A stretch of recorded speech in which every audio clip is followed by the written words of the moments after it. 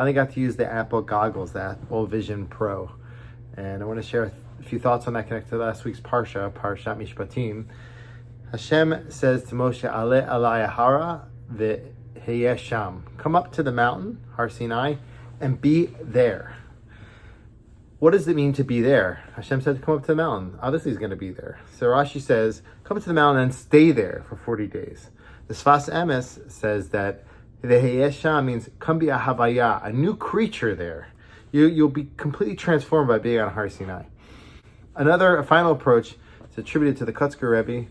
He says that v'heyeh sham means while you're on Har Sinai, be there, meaning be present in the moment. Sometimes it's difficult when everything's happening around you so fantastically. You have the thunder, the lightning at Har Sinai. It's hard to really be present and experience the moment.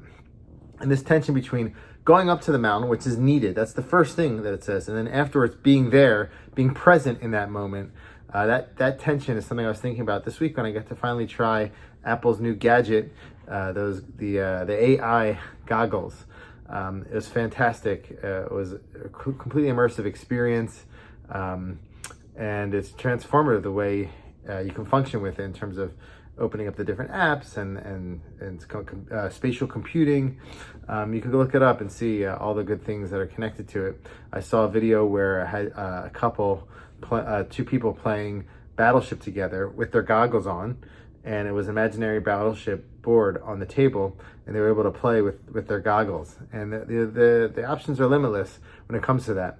There are other videos that have come out on the internet, though, showing what it looks like on the outside when watching people using their goggles. So I saw a video of a guy walking down the street just like with his goggles on, and him just writing things. It looks funny. Another one was two people at a cafe sitting next to each other with their goggles, just doing the little gestures and not talking to each other at all.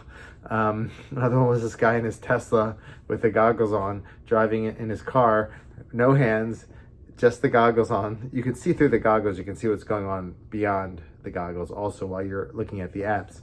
And he's doing stuff with his hands while he's driving handless. In that video, he got pulled over apparently. I don't know if it was real or not, but those are the funny things. But in truth, it points to something that's connected to our parsha, this idea of v'heyeh sham.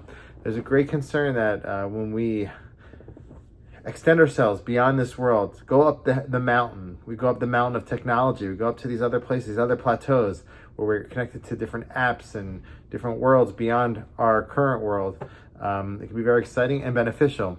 But the danger is when we go so far up, we'll forget to v'heyeh sham, to be present for ourselves, to be present in the moment, be present for those around us.